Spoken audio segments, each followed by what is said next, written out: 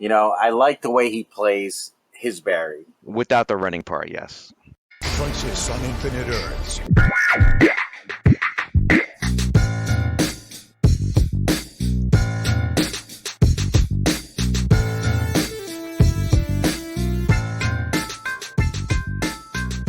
Welcome, everyone. It's another episode of our CW DC show recap. This time we're talking about the finale of Crisis on Infinite Earths, and I have with me today James. How are you, James? Hey, what's going on, Mike? Hey, I'm all right. Saw that finale last night, and I was not disappointed.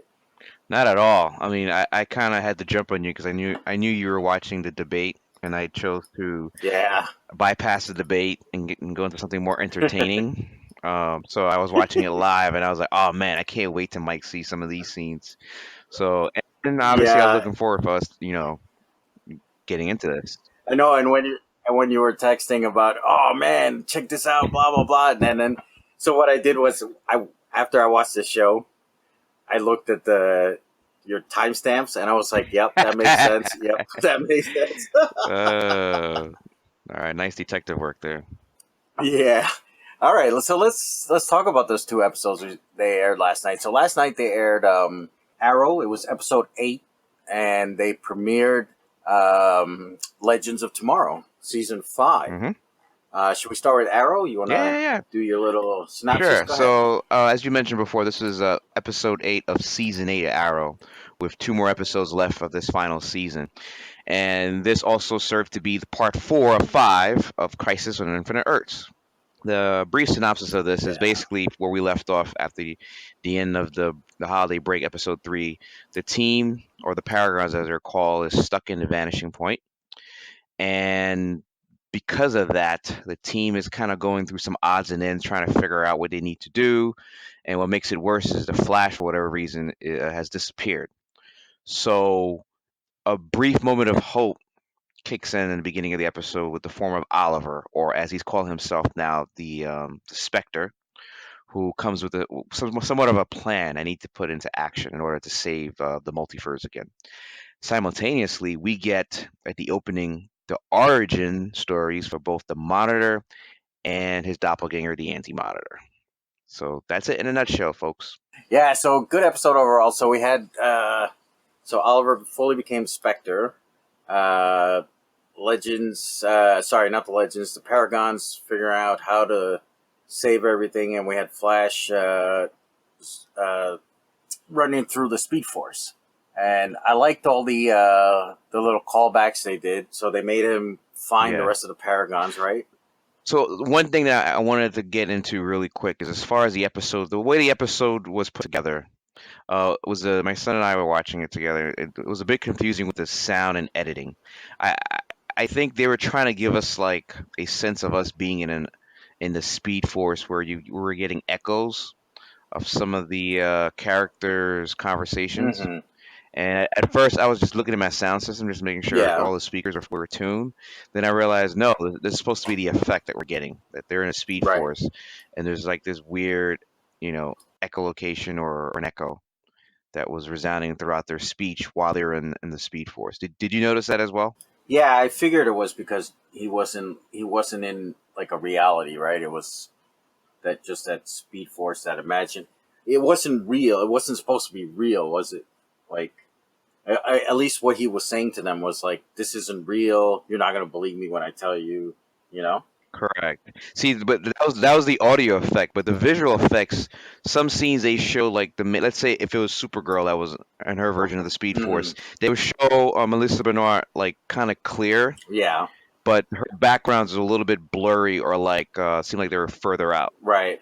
So it took me some time to kind of wrap my head around what was happening to fully understand that this was the way that the director wanted to depict, the experience of being in the Speed Force. Mm-hmm. I really liked when Kate was watching Oliver and Ray talk about how Ray was going to hunt down the Arrow. Yeah.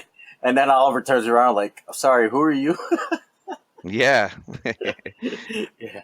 that was a good one. Because at first I didn't know if those what do you call them? Those ghosts would see those people, right? Yeah, Or, if it was just like they weren't part of it. They were just watching what was going on. But that was cool. So, Yeah. so let's talk about those moments in the Speed Force. So each character had their own Yeah.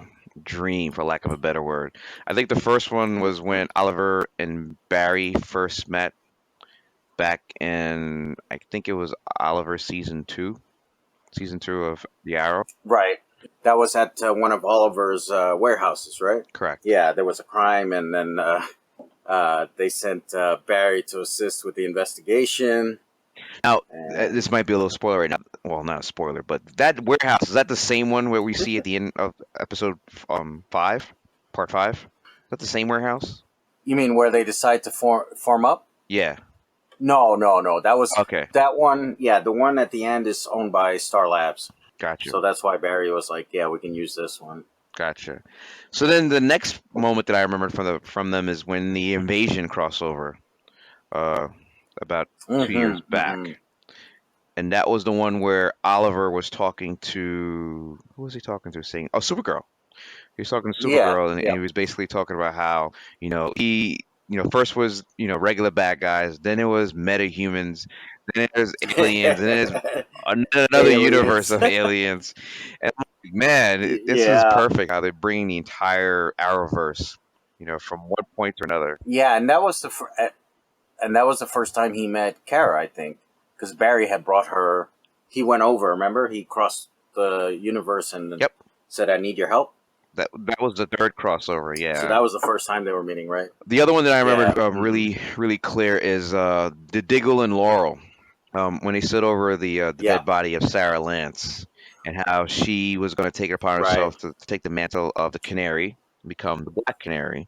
That was pretty good too. Right. Oh, the shout outs to the actor playing Diggle, because Right. again, he's showing you the emotion that he's going through with each and every death of Oliver, and everything that Oliver's going through. Yeah, that was great when he was talking about how Oliver was his brother. That was very close to, for me anyway. It was close to Michael Caine's scene in Rises when he's burying Bruce Wayne. I won't go that far.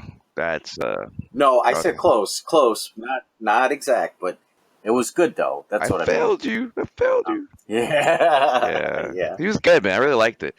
Yeah. So other than the initial Paragon and the Speed Force, we want to talk about the actual opening, the origin story of the Monitor. Right. Yeah. So in this episode, we get to see how the Monitor actually messes up the whole thing and creates the Anti-Monitor. So we're talking about maybe 10,000 years before Crisis, right? Yeah, 10,000 years before. If I remember right. Yep. Yeah. It was. And some other planet. Did they say what planet it was? Yeah, it was Maltus. The planet was Maltus. Maltus. Okay, right. Yeah. So we see the Monitor, Mar. What's his name? Mar. I keep forgetting his name. It'll come back to me at some point. Novu Yeah, or something. Mar Novu. Yeah, and I guess his wife. I don't know if they were It was his wife. married. Yeah, Yeah. his wife. And so he's a scientist, and he's actually got some. He's like a normal guy. He's got a sense of humor. Mhm. He loves his wife. Mm-hmm. So they're trying to create some sort of time machine. They want to actually. Were they trying to get to the? From what I was able to gather, I've only seen that episode once. Is I think they were like scientists. It's like a planet, scientists who were doing research, and he had put together this contraption, this machine, to help them get to the dawn of time to study and observe the beginning of creation. That was basically what they were trying to do. They're basically scientists doing research study on the beginning of creation. Yeah, I couldn't remember I know they wanted to travel through time or dimensions. I just couldn't remember if it was the origin of time but somehow they got there. It was time, and as soon as he gets in there, she tells him something about he tore a fabric or a hole through the multiverse, right, and that's what created and he started the antimatter wave, basically. Yeah, exactly. And then, but maybe I missed it, but I didn't see how the Anti-Monitor came to be. All of a sudden, I just looked and he was there. Jokey little waves of green. All of a sudden, it turned to like a terraforma and trees, and then it came up, the weird doppelganger version of him. listen, CW, Right. they only have a certain amount of budget, so I'm not really faulting for Yeah, that whole true. sequence. But No, I take it as face no. value. Right, right. No, I was just making sure I didn't miss I looked at if I was looking at my coffee cup or something and I missed something. You know what I No, mean? you did not, sir. So yeah, so we find that now antimonitor is created, the antimatter wave is created, and then we flash back to our heroes, right? Yeah. And at this point, we've got Barry still looking for the rest of the Paragons. I think he's getting close now. Yes. Does he find who does he starts with? Yeah, go ahead. So, but hold on, but before he finds everyone, the biggest Easter egg of the episode, he bumps into an alternate version of the Flash. Yes, that's right. How could I forget that? That was fantastic. As much as we knock DCFU, I really enjoyed that because I think Ezra's a good actor. He's a good actor. They wrote him bad in these movies, but I like the way he plays his Barry. Without the running part, yes. Yeah, yeah. Like Just his his running character, mechanic. right? Just him as Barry Allen is it's funny to me. It's like that quirky. You know what I Yeah. mean?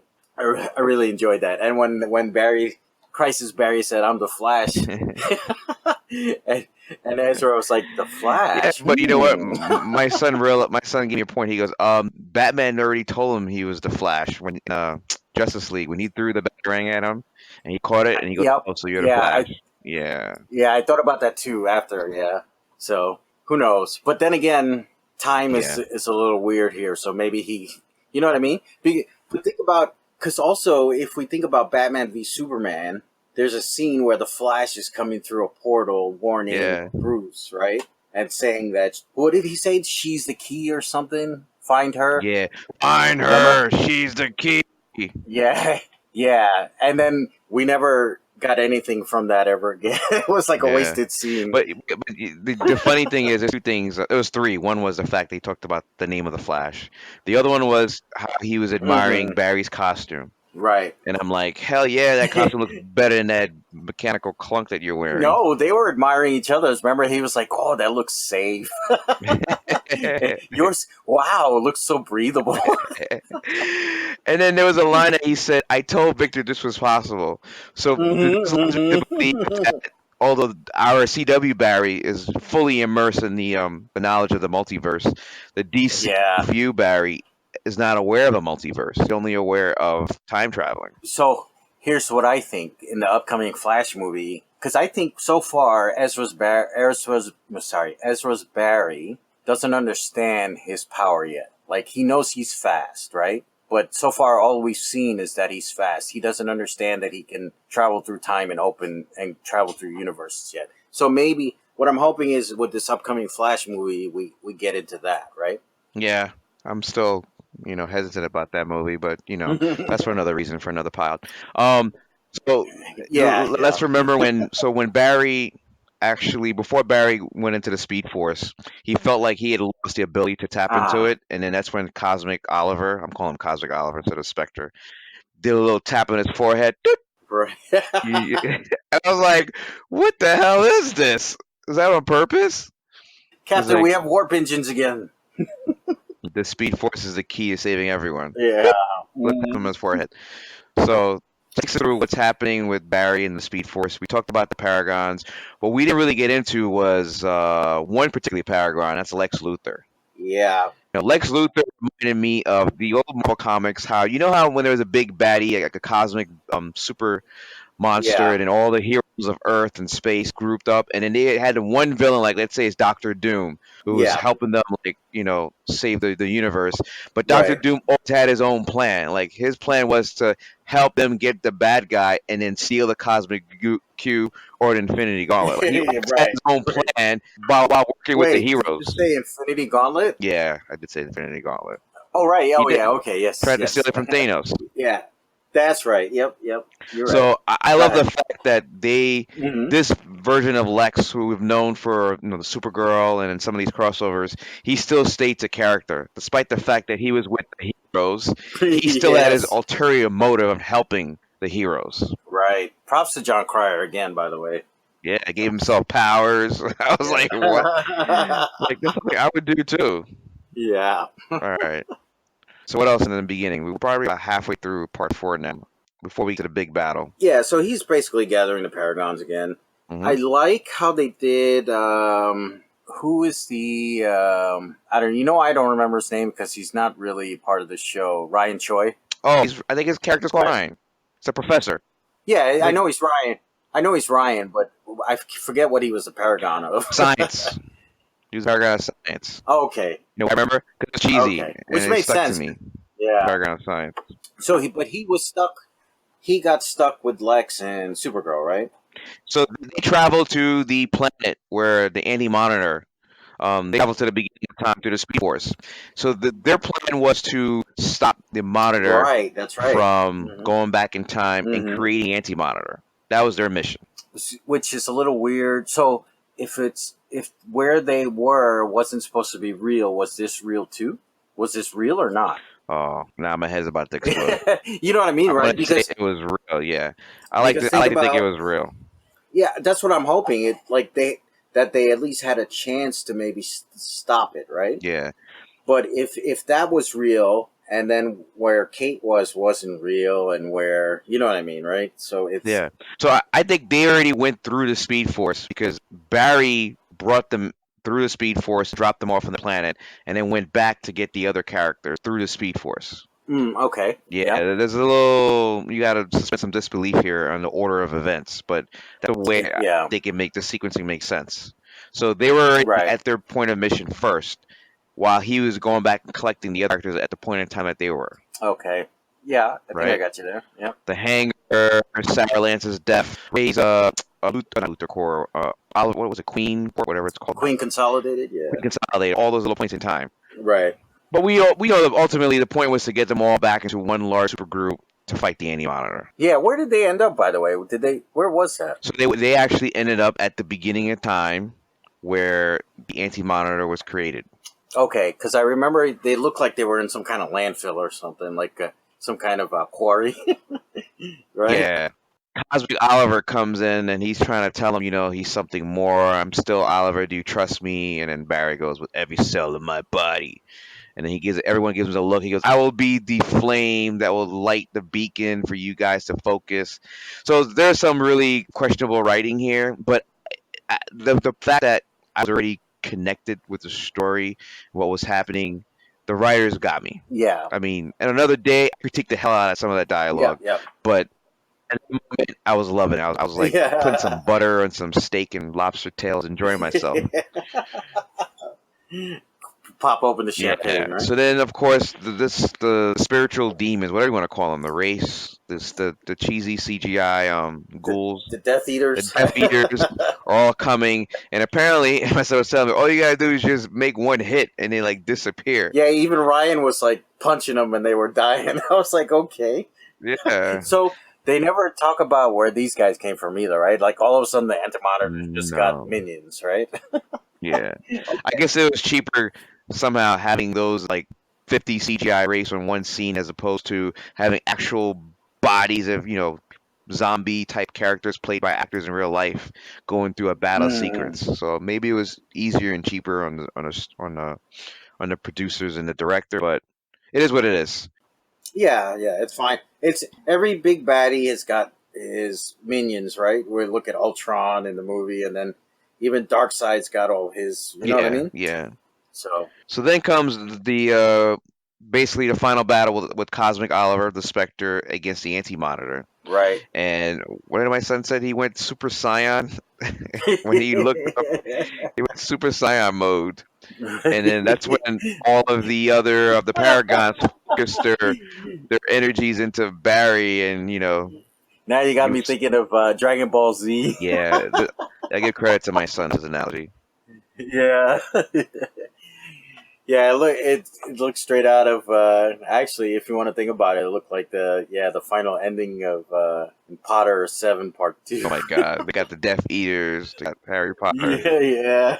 Oh yeah. Anyway, so they're going at it. They're Oliver's trying to stop Anti-Monitor. Yeah. He makes the whole speech, a soliloquy about This every punch, every kick, every arrow has led me to this moment. I was like, oh, Yeah. all right, good. Stephen Amell, chew that dialogue, Uh, chew it. I love the line he gave him though, which was the callback to the purpose of You Arrow. have failed this universe. Yes, that was a great line It there. It was was, great timing. man. With no apologies for it. I love. Yeah. Yep. So then we come to a conclusion, right? You know, his Super Saiyan move somehow kills the Anti-Monitor, or so we think. And he's like laying there, and I think for some reason I thought that he was back into a human form as opposed to the Cosmic Spectre form that he was before that, right? Because he was breathing, he was in pain, Right. and the Flash runs up there with Sarah, and not anyone else. I guess they've known each other the longest, and he makes his final goodbyes. And I thought it was weird because remember he died already in part one of this crisis, and he had given a speech to Barry and Supergirl. Exactly. But this time, for whatever reason, the writers wrote it where Oh, we missed a major part of this. The whole point of this was Oliver told them we're gonna rebirth the universe. yes, oh, this was when he spoke with Barry in the Speed Force and said that was the sacrifice that I made because you and Carr were supposed to die. So he told them right before he went to fight the Monitor. He said, "Look for the sign.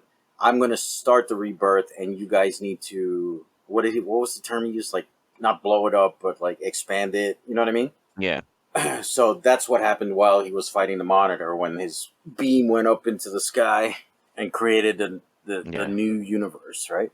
So after that, so he's Mhm. dead, and Barry and Sarah are up on the hill with him. They all look up. They see all this flashing light fade to white, and then you hear the bong. I don't know if you caught that too. Yeah. As the credit popped up, because I think the first scene or so when the show used to end, you used to hear like a gong sound at the end. So fade to white, and then you hear the gong, boom. That's right. And Yeah, so I remember. part 4. What do you think of the part 4, just in general? Yeah, I thought it was a good Penultimate episode. yeah, penultimate episode. Yeah, to Yeah. bring it to the finale.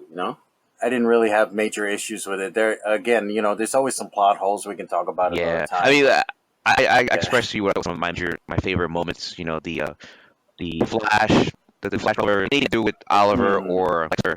But for me, some of the other than the what do you call them, deaf ears, I thought Batwoman in this particular episode was just terrible. Like just when I'm starting to kind of root for the character, just like every moment. You're talking about Kate? Yeah, Batwoman, Kate, or I called her Bat Lady.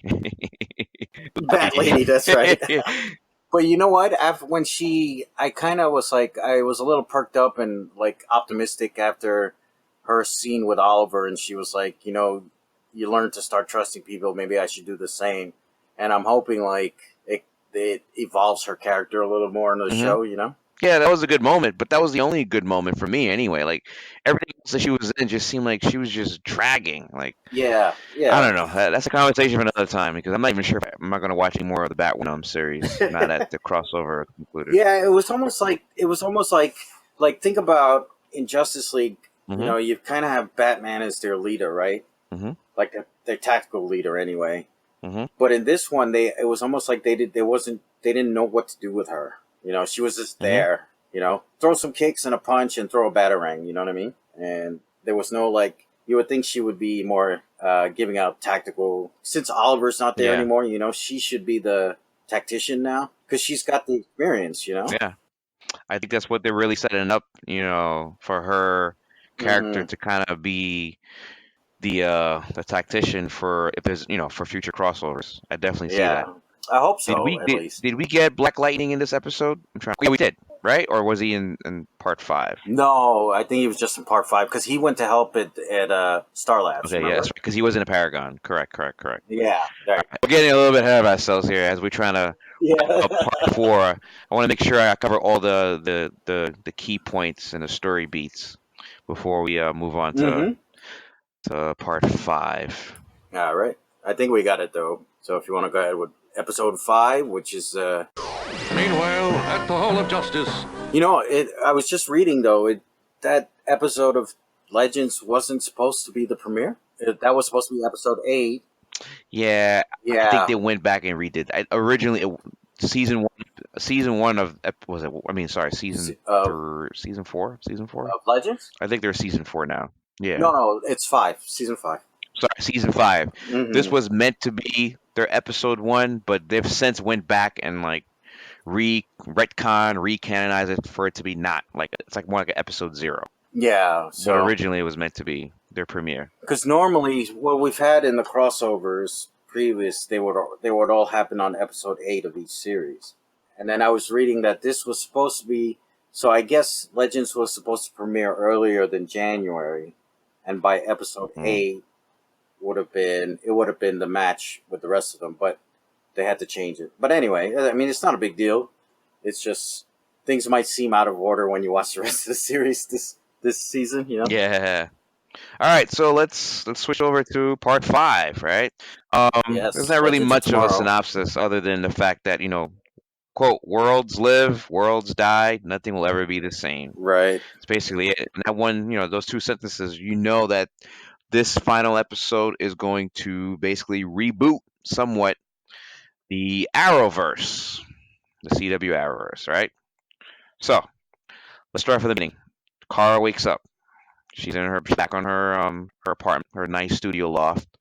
That somebody who works as a beat journalist, second rate journalist can afford in whatever metropolis. And she almost vaporizes her sister Alex. Right. Yeah. And then she looks out the window and she feels a sense of, oh, I'm back home. It worked. Hoopty hoo. And then there's the Mm. weather. What's her name? Weather Vane girl, Weather Witch girl, Weather Witch. Yeah. or Weather Witch. She's out there terrorizing the pier. So Supergirl goes to save the day, and lo and behold, Barry's there in his full Flash costume, saying, "Oh, because Yeah. my son and I both was like, wait a minute, isn't this one of the Flash villains? This is not a Supergirl villain." For a half Yeah. That's what I second, we thought were too. confused. Like, I Because Weather Witch is the daughter of what's his name, the other guy the weather guy who has dude weather that was powers. part of the Yeah. season of Flash. Weather Wizard. Yeah, Weather Wizard. yeah. Yeah. So he shows up and he's like, "Oh, this must be one of mine." And then all of a sudden, we're like, "Wait, what?" And then it clicks.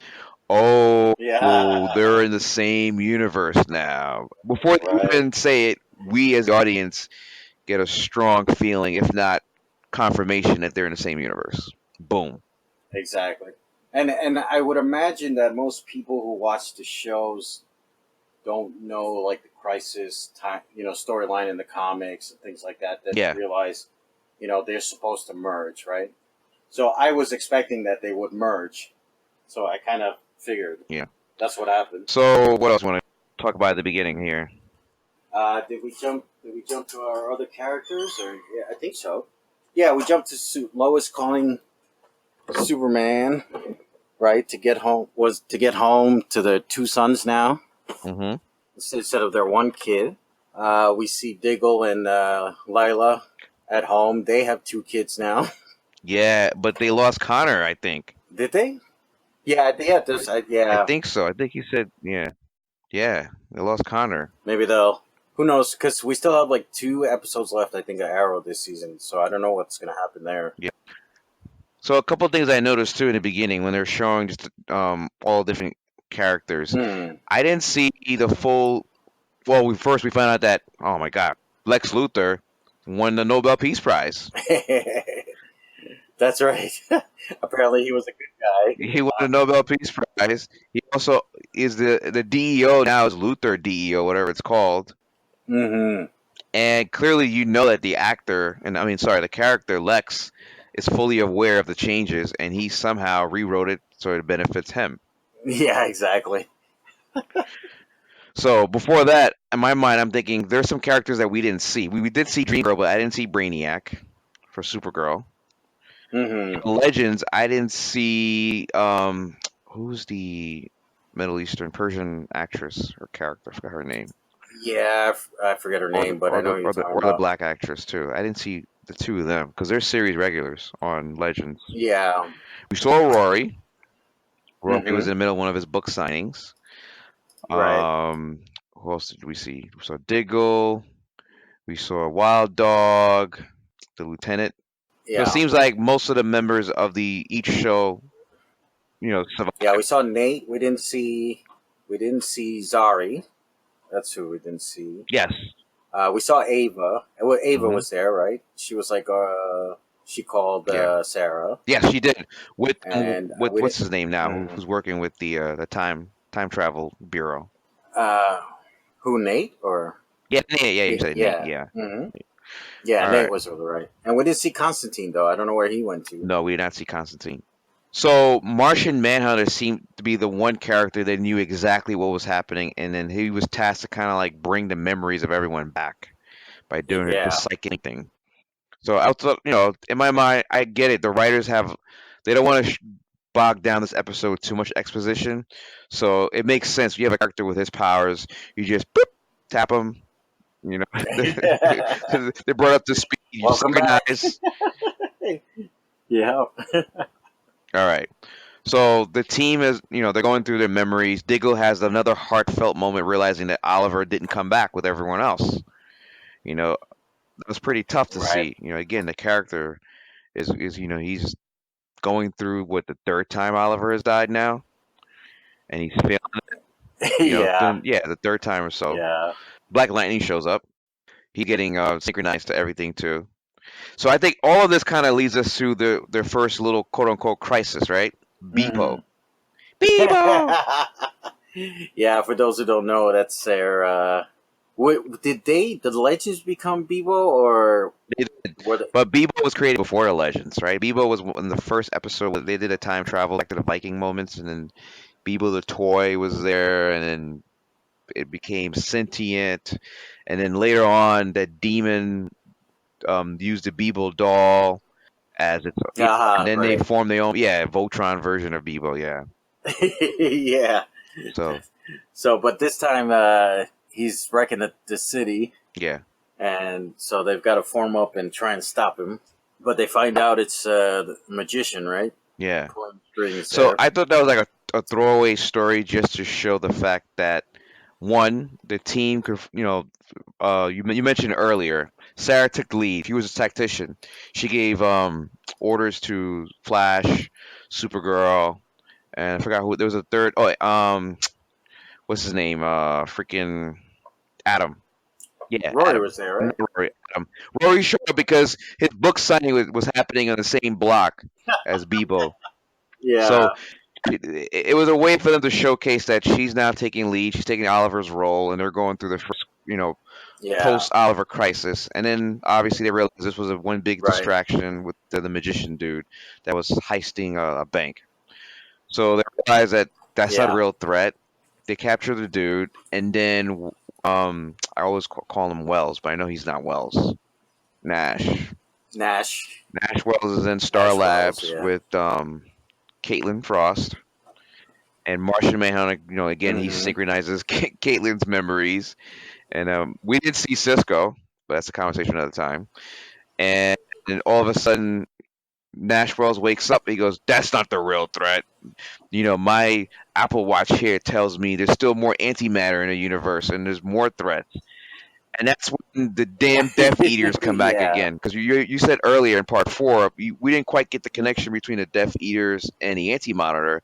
But then now they're showing you the Anti Monitor. I mean, Right. sorry, they're showing you the Death Eaters are all out and about chasing the Paragons. But as far as we know at the moment, the Anti Monitor is dead. Mm-hmm. So that scene right after that, where we see Barry and Sarah sitting at a same spot where back in Arrow, like the second season, was where she really connected back with Yeah. Oliver and her sister, and she basically said something pretty cool. The fact that she's the last of that whole Right. trifecta. The other two are dead; they're gone, or some other multiverse version of them is out there. Mm-hmm. And she's like, there was a last connection to all that stuff, and then the Right. Death Eaters show up, and then the Death Eaters are chasing Ryan and his baby, which was a really nice little scene there. He's running to protect his baby, and then Sarah comes through, saves the day. Yeah. So Nash is telling them the Anti-Monitor is still alive somehow. So I'm thinking, wait a minute. So what the hell did Barry sacrifice for if this thing is still alive? This makes no sense. Right. Right. Oliver, you mean? Yeah. Sorry, Oliver. I said Barry. Yeah. Exactly. That's what I thought too at first, and then I was like, oh well, they got to fill the time, so bring him back one more time, kick his ass, and get it done. My son at that moment said, they should have just ended the episode at part 4. Like, this part 5 does not make any sense. This is before we knew where it was leading to, because to me, I kind of agree with him. I was like, Mm, why is the Anti-Monitor still alive? And what is left for us to see or be entertained with? Like, why is this still going on? right. So then, what did they do? Well, a bunch of them form up in the city, right? Because Monitor's showing up in the city, so it's time to go kick butt. Yeah. Yeah. So they created the little scientific contraption that's supposed to, like, I think it was Caitlin's idea. You can't destroy antimatter, but you can contain it. And this is where my son was like, "Man, that's from Ant-Man, the quantum realm." Yes, they want to shrink. They want to shrink the Dude, Anti-Monitor down to molecular level. Yeah.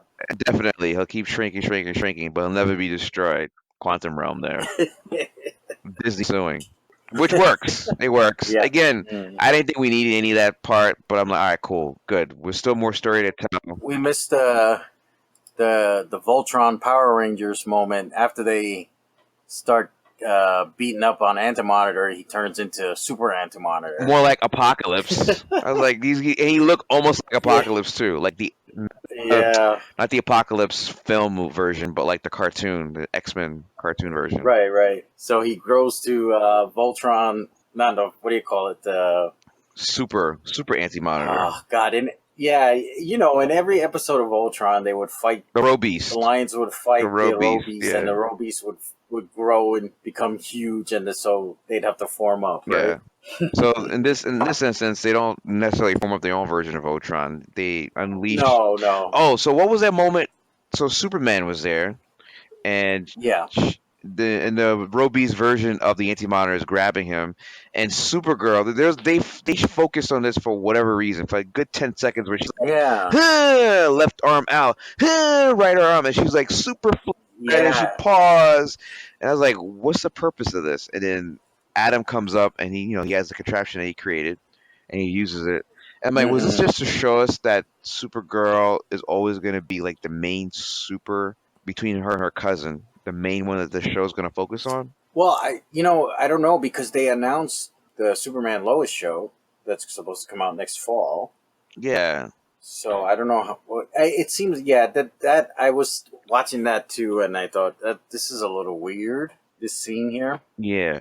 There's a lot more down moments in this episode than the Yeah. previous one. So, for those of us who are listening, I'm just gonna. It ends in a high note, but the middle part to me was like, ugh, this is getting tough to watch. So what I think about it is, as a paragon of hope, she's seeing the Anti-Monitor is doing some damage, and she's getting frustrated, and then I think she gets that hope back, right? Yeah. That's how I can see that. I think they were trying to get that across. I can see that. That's what it seemed like to I me can see anyway. Yeah, I could be wrong, but that's what I thought. So again, they vanquished the Anti-Monitor for the second time now, right? Mm-hmm. Yeah. And they kind of form up, and that's when we get to near the end of this episode, right? They start showing us what's happening on this prime Earth now. Diggle is with his wife and his 2 kids. Star Labs are Star Labs. The guys are boarding the Legends crew, and then they show us all of the different multiverses. Now it's back, in effect. Yes, and I got to see my boy Swamp Thing. Oh my God, Swamp Thing! No, but did you hear so there was a voiceover of Barry? No, not Barry, of Oliver. Oliver, yeah. His voiceover said in the beginning, creation, blah blah blah, and then out of the darkness came the light. Some universes were created, and then some failed. So when your boy Swamp Thing was shown, some failed. I caught that, dude. Yeah, man, I caught that. That's so wrong. What other? They had Stargirl's universe. Earth 2. That was Earth 2. Then Stargirl, it was Earth JSAs, 12, which I think was Brandon Roof's Superman version. Then there was a Earth with Doom Patrol. Yes, that was nice to see him back. Yeah. Then a separate Earth with Titans. That was a separate Earth. Yep, and the Titans. Did I miss that? Maybe I missed it. No. I might have missed that. They're on the same. They're supposed to be on the same universe. Remember? Oh no! I was right. Titans are on Earth 9. Doom Patrol's on Earth 21. They're not on the same Earth. Because the Titans go visit the Doom Patrol in the season 1. So then, that's all weird now. Your buddy Swamp Thing was on Earth 19, which is no longer. Right. Oh, by the Okay. way, that magician, he was named Sargon the Sorcerer. He's been one of the original villains in DC since 1941. Oh wow. Yeah, a lot of Easter. You know, let's save the Easter eggs to the end. But I'm trying Yeah. to think, as far as the Earths are concerned, Earth 96 was Superman with Brandon Roof, based on a 1996 Yeah. movie. We didn't get Earth 99 back for Batman. And then Earth Prime. No, we didn't get that. And then the last Earth that they showed us was Earth Hmm. 99. That was Earth 99 is... I'm sorry, Earth Prime. They call it Earth Right. Prime. Earth Prime Yeah. is the show. Yeah, which is basically Earth 1 and Earth 38, and Earth Prime is the which show. one was Black So, Lightning's universe? They didn't say.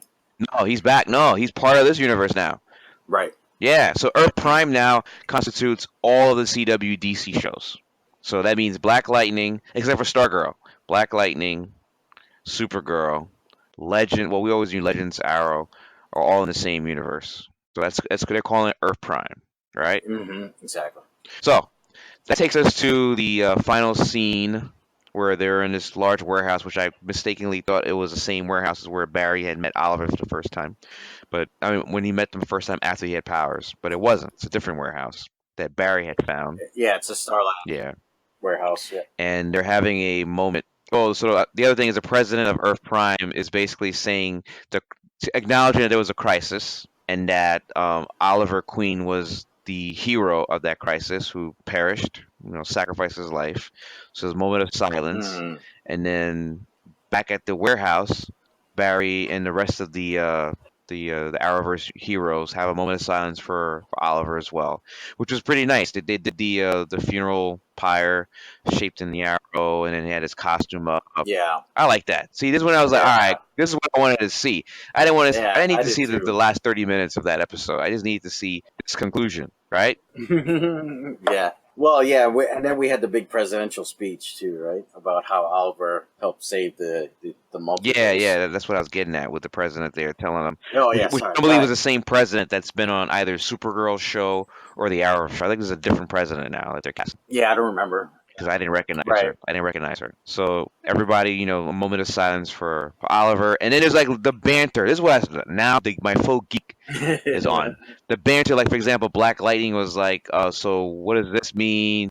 And then when Wild Dog was like, so this is what crossover is like, and this is the stuff that I love at the end when they're walking back to the table. Then Barry's introducing them to the round table, and there's a seat that's dedicated for Oliver. It's got the arrow. Everyone else has their logo. Yeah. They take their place. They're smiling. They're talking. Mm-hmm. And then you pan out and you see it's from the Super Friends cartoon, the Hall of Justice, the Hall of right? Justice. That's right. Hall of Justice. And then there's a noise at the rafters in the roof. They're like, what is that? I'm thinking, oh no, don't throw me another freaking bad guy. You guys are doing good right now. And they show you the container with the identification tag of Gleek and a peeled banana, and then you hear a chimp laughter in the background. Right. And I'm like, you guys went there. And then also in the background, if you can hear it is the old cartoon theme song playing.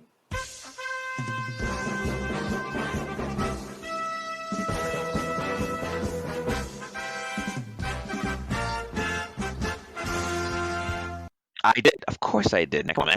I heard that shit. And I was like, thank you. Thank you. That was great. Yeah. And that's a wrap.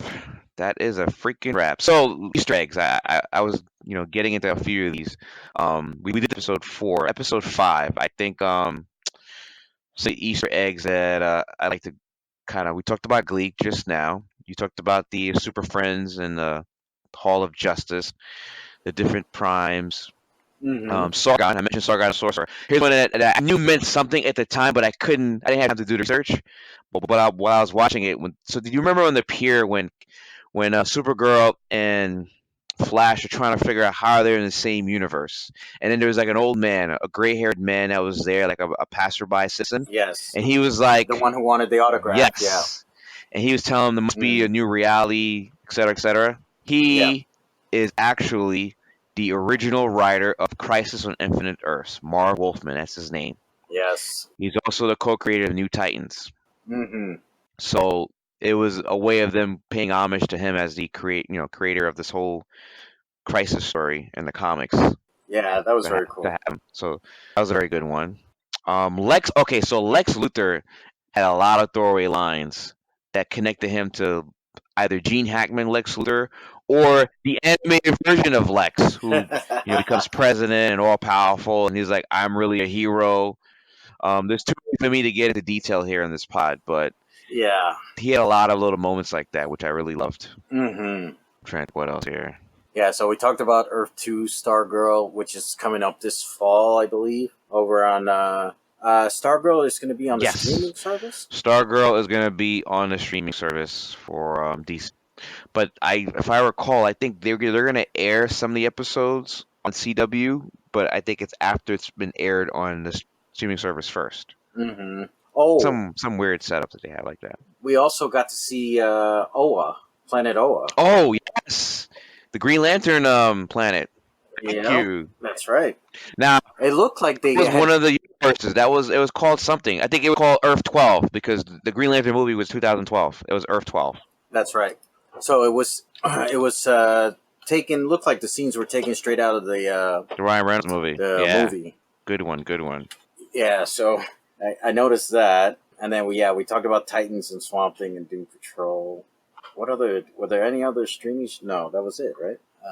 Overall, good show, good Crisis, good crossover. I was reading some of these comments on Twitter last night, and I kept a few of them just to kind of share with you here in the pod. Like here's one. Why does this is when they were on the in the Anti-Monitors no, I'm sorry, not the Monitors planet, Malta. Why doesn't this alien forest look more alien instead of like say Vancouver? Well, they film everything over there, right? So Yeah. location scouts got to they got to work with what they have. Yeah. Also, had John always had the power to like bring people's memories up to speed that quickly? Because remember there was a season where he mind wiped Alex, so she wouldn't know Supergirl's true identity. Like 2 seasons ago, not this current season, last season, because the DEO had a new general that was trying to figure out who Supergirl was, because Supergirl was an alien, and they didn't want her unless she was willing to give their true identity. They didn't want her working for the DEO. They would see her as a fugitive. So Alex didn't want her to be compromises her identity. So she asked John to mind wipe all of her memories having to do with Kara being Supergirl. So I don't know if you remember that season where they went for like, I don't know, 6 episodes where Kara was really nasty to Supergirl, but was still, she still saw not Kara, Alex. Alex still saw Kara Alex, as her sister. And then yeah, that was last. and then the season, process yeah. where they finally realized that they can't go on living this lie, that they need to bring her memory back. It was some weird mind melding. He had to go through all his ordeal to get her memory back up to speed. Meanwhile, this episode he's going around putting multi-universe memories back into people left and right. I'm like, come on, guys, be consistent. It reminded me of when Chuck used to flash. Yeah. You remember Chuck? Yeah. The show. Oh, here's another one here. Uh-huh. You cannot convince me that Jefferson Pierce, the educator, would say, quote, "I never met Oliver, but he must have been a good dude," at the memorial service of a stranger. That said, I love the eternal flame, and I'm already prepared to cry when Diggle, Thea, Felicity, William, and Mia visit. Ooh, I wonder if they'll show that. That's a good point. Yeah. Yeah. Because I presume they live at some point, whether they're different timelines or not, they all live. Right. Are we gonna see a Red Arrow in the next couple episodes? Good point. Yeah. Well, the other Easter, this is a more and smaller Easter egg. So when they Wild Dog, the Arrow team meets Rory, Heatwave, they were like, "Oh, we had a Rory once." Mm-hmm. Right. Yep. Red Arrow. Yeah. Damn, that's kind of dark. Oh no! Sorry, I was thinking about Roy, but That's Rory. Yeah. So I think all in all, I was pleasantly surprised. I don't want to nitpick this episode because there's a lot that I can nitpick on this one compared to episode 4. But I love the way they wrapped up the story. I Yeah, love what they did. We right, had an right. inkling way back when we started this crisis, even the pre-podcast that we did, that this was going to be CW's chance of combining all their Exactly. properties under one umbrella. Right. We didn't know how far they would take it. We didn't know that they're going to do the DCFU crossover, the DC streaming service crossover, the previous shows from the Flash of the '90s, the Adam West Batman, dude. I mean, the animated version Batman, Kevin Conroy.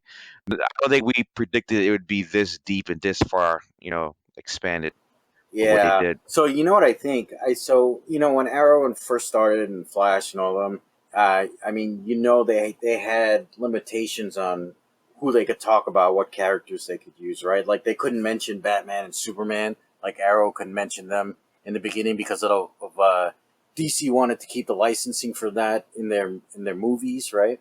And so they didn't want to talk about them on the shows. But I think DC finally realized, these shows are hugely popular, so we need to let them loose and let them do their thing and bring in whoever they want. Yeah, I mean, it goes back to the fact that at the moment, at the creation of the DCCW verse, the film universe, they were the kings. They had the Chris Nolan Batman movies. They had, they were swinging the big dicks around. But since then, there've been trials and tribulations with getting the film universe up to speed.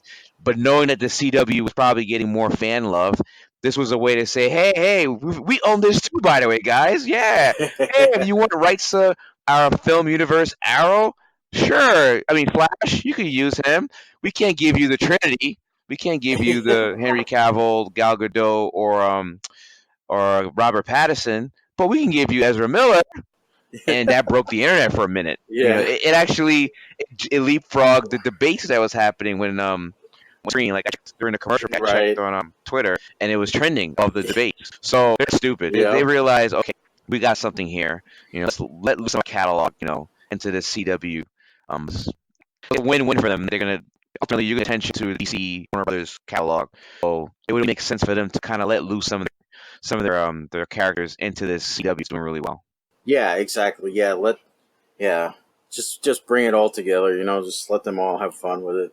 Don't hold them back as far as characters or whatever, right? So in conclusion, I guess we still have 2 more episodes of The Flash to close out that show in its entirety. We still have Arrow. I'm sorry, Arrow. We still have 2 episodes of Arrow. And then we have the second half portions of Supergirl, Flash, and the season 5 Mhm. of Legends. Right? Yeah, and Legends is only going to be about 12, 13 episodes. It's not a full 23, 24. So. Okay. And Stargirl resumes in the fall, or I should say debuts in fall. Yeah, Titans is coming back for season 3, and Doom Yep. Patrol should be starting up in the spring. Yep. Season 2, so I'm looking forward So to the that. future is looking bright for the DC television and stream service, without a doubt. Yeah. And I'll just leave it right there. Let's end on that. Let's see how Birds of Prey does, Hey, right? buddy, I said the future is looking bright for the DC television and streaming network services. No, I know, but I'm talking about the film, the Birds of Prey film. Do not bring. Let me repeat myself. The future is looking bright for the DC TV and network streaming services. All right, we'll leave it at right that. Oh shit, is that a hyena in a bathtub? All right. for our faithful audience, where I, James, stand with the DC film universe. So Yes, I know. enough said. Yeah, we'll argue with Chris about it on the next cast. Dear God, no. I'm about to have. We should talk Birds of Prey on our another cast with the full Yeah, crew. let me know when that is, and I'll make sure I skip that one. I'm just what's the name? Another crossover. I'm gonna sit this one out. You guys just stay in DC. Yeah. All right. I think we should probably wrap it up right about here because I think we've discussed everything we can with this crossover, the finale. Yes, sir. Good job by you, Mike. Yeah, you too. Thanks. So I want to thank everyone for listening. Again, you catch us at heroespeak.com. Catch us on Facebook, Instagram, Twitter at Heroes Peak. Don't forget to subscribe on iTunes and Spotify or wherever you get your podcasts from. And everyone have a good night. James, thanks so much. Thank you for doing this. Hey, Hey, real no quick, problem. you mentioned our Heroes Peak YouTube channel and website? That's right. We've got our podcast going up on YouTube as well. You'd have to go to our website or Facebook page for the link because we don't have a custom URL for it yet. But it is, if you search up on YouTube, if you just search out the Heroes Peak, you should be able to find us. All right, that's a wrap. All right, and with that, bid you guys a good night, and we'll see you next week. Bow, bow.